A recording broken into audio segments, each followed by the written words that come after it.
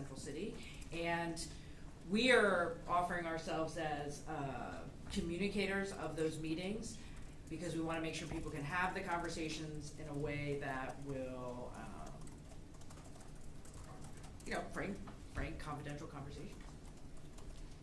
But the information that will come out will definitely be made public. It's not like we're hiding what the conversations result in and the recommendations and the action plan, so that will be very public as we go forward, and we're not going to wait till the very last meeting. You will see information as we go. So Governor, is that the ultimate outcome? You see this as an action plan, a set of recommendations? Like, how is this going to come forward? 3 meetings kind of feels like a small amount of meetings to put forward an entire action plan to save the city. But what are the deliverables you're envisioning? It's a great question. First of all, Dan and I don't like task forces, per se. This is not just a big conversation where people just get to vent and study something.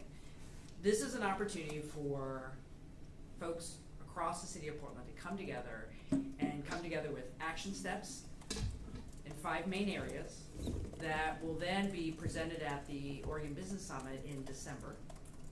So it's a very tight timeline.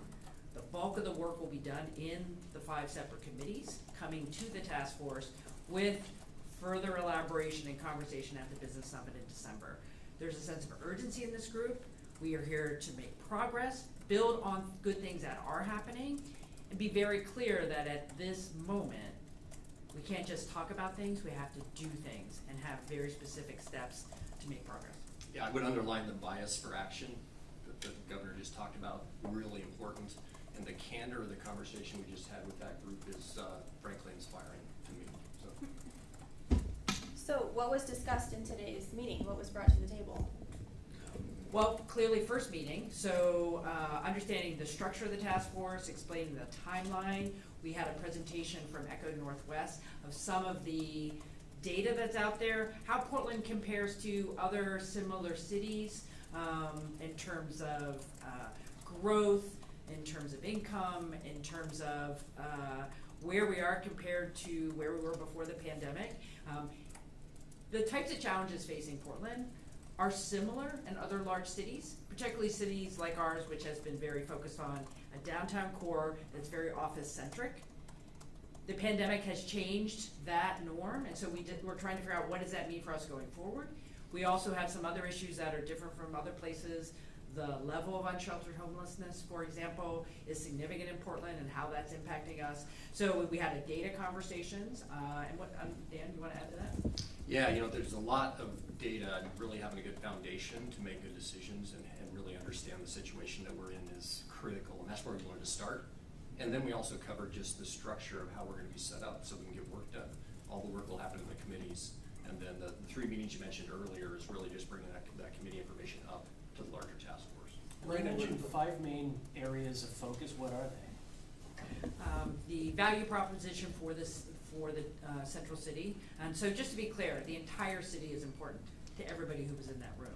The focus on the Central City core as an economic hub, a cultural hub is the focus of the group. So we're talking about the vision of the economic prosperity going forward for the Central City. There's community livability, very much focused on trash and graffiti and kind of how the city looks and feels. Where there's a committee on community safety. There are safety issues in the Central City that will be addressed there. There is a committee on unsheltered homelessness.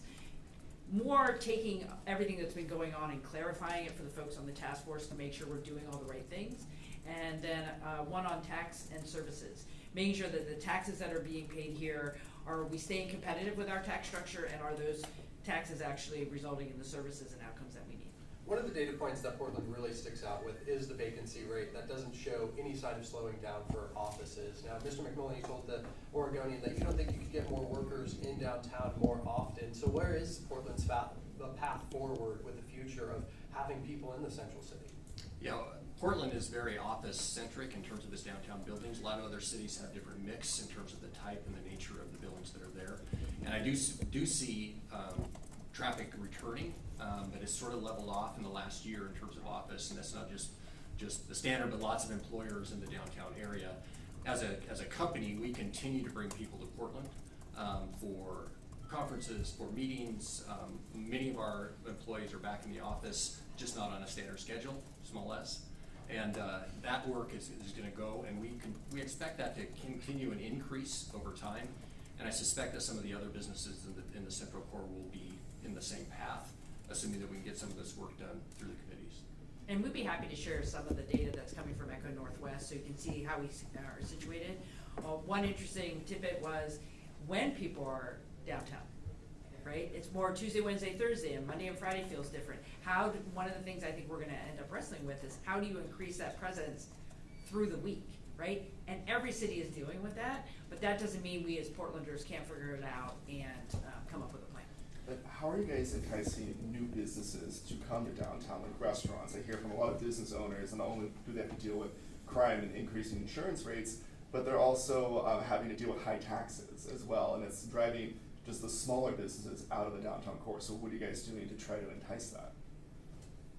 Well, one of the things I think, first of all, I want to say to the small businesses who have stayed in downtown Portland, in the central city, over the last 3 years, we appreciate them and we want to support them. We have small business leaders on the task force who are dealing with this every day.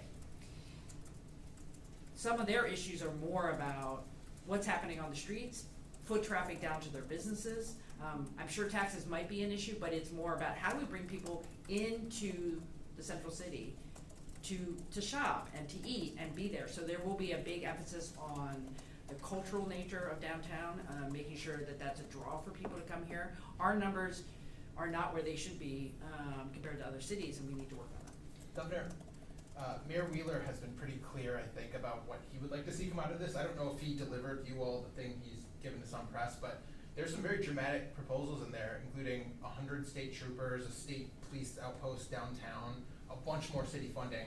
Do you have a take on those proposals at this point? I think OSP is pretty dramatic. Well, one thing to know is Mayor Wheeler did make opening comments. He was the first speaker this morning. And he did a good overview of what has been working, what is in process right now to take on some of these challenges. I am aware of his set of recommendations. One of the things that we need to remember is no one government, whether it's the city of Portland, Multnomah County, or the state, or even a governor or a mayor, is going to solve all the challenges facing downtown Portland. So that list coming from the city of Portland proper, the government, is certainly going to get added into the mix. I am open to making sure we push as hard as we can and bring that urgency to the state as well as the city and county. But this isn't just a public enterprise. This is public and private. That's why we're here. If it were just up to government, we are not going to be successful. We need every Oregonian, every Portlander getting behind, being part of the solution so we can get ahead of this. So it's one set of recommendations, there are going to be others, and our goal is to put them all together and say, here are the 3 to 5 things we can do now to make progress. Are you ruling anything out at this point, though? Like, I never rule anything out. I would add too that the work will be done in the committees. And our intent is for these to be collaborative with the work that's already going on, not in competition, but coming alongside and helping. And I think that's really important to understand. Does the $65 million that the county is currently sitting on that's meant for homeless services, does that play a role in this task force at all? Well, we will have a committee that's focused on solving the unsheltered homelessness challenges for the downtown core. And we will have folks from the county involved in that. I think it's really important not to recreate a new committee. There is a lot going on. There's already conversations at the county about the $65 million. So we want to bring it into the conversation, get additional feedback. The bottom line is make progress on the things that are currently in the pipeline, for sure. I'm Jeremiah. I'm here with Street Roots. It's my first time here. Hello, Jeremiah. Welcome. Some of the more resilient organizations in the last few years have been homeless service providers in the downtown area. So I'm kind of curious how, what the intention is and the attention to integrating service providers into some of the plans for economics in downtown Portland. We want to hear from service providers and all residents of the central city. The central city has to be a place that works for everyone. And I want to thank the service delivery providers who have been through the last 3 years and are still standing. So their perspective on how best to serve individuals who are living downtown is a key part of our Is discussion. anyone in the meeting today? From Street Roots? From like any homeless service provider? We have some representation, for example, from Central City Concerns. We have some other nonprofits. But the committees will allow for more people to get involved, and we haven't announced that yet. But so we have close to 40 people on the task force. I think we're probably looking at another 20 people in addition in each committee. So there will be a lot of more opportunity to getting that input. A number of service providers in that category have reached out to me personally to offer their help, so we'll encourage their involvement. That's one thing we want to emphasize. When we announced this 2 weeks ago, everyone's like, how can we be helpful? It wasn't, this is going wrong or that's going wrong. It's like, how can we be helpful? This task force is trying to just make the most of that energy and interest to make progress. I understand the task force is about Central City, but Portland's a very large city. What's your message to residents who do not come down to Central City, who do not live in Central City, and all this effort is being paid to this area when people outside of Central City are seeing the same exact thing? I do think that if we make progress on the issues that are facing the Central City core, they will have benefit for the whole city. As governor, I've been traveling, visiting a lot of counties. We'll be at 26 counties by Labor Day. Everyone cares about what's happening in Portland. They know that the success of Portland is good for the entire economy of the state. It is our entry point for tourists. That is a place where it's our cultural hubs. So we believe that this focus allows us to make progress, and it's going to benefit the entire metro area, the entire city, as well as the entire state. And I understand downtowns across the country are changing, they're evolving post-pandemic. So what is your vision for downtown? It sounds like office spaces, businesses probably won't come back and fill those offices. So I just want to hear what you guys envision Portland's downtown to look like 5 years down the road. You know, we think about the central city specifically, and you mentioned office, but we see a different mixed-use sort of mix in the future, where you have a vibrant mix of the arts, the services, some office, as well as residential. I think that will take some time to change, but we do see this whole downtown core mix changing over time, and I think that's part of the vision and the value proposition that that committee is going to take on. We hear from businesses that say that they don't really have the time for a committee to wait 4 months, or even a state legislature till next spring. They don't know if they can survive that long. So what are immediate steps that this task force or you all can take to help reverse the trend of downtown to help these businesses survive? Well, what I would say is stay tuned. This isn't a year-long process. I was very clear when I took on this task with Dan that we're going to have an action plan by December, and there will be things that we can do even before that is fully formalized. This isn't about the legislative session, and frankly, it's not completely about resources. Let's look at the money we have. Can we use it differently? Can we do things differently right now to improve things? Because when you see progress, when you see success, I think you get more progress, more success. And so we're very focused on making things happen over the next couple months, but by December saying this is what we're going to do, and we need everybody to get on board. Yeah.